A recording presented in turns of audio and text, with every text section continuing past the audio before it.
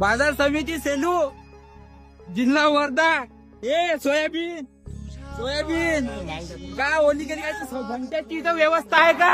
हा, भट्ट्याची व्यवस्था आहे इथं?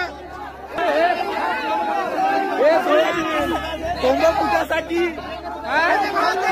कोण्या भावाची सोयाबीनचा काय आहे सोयाबीन सांगा सर तुम्ही।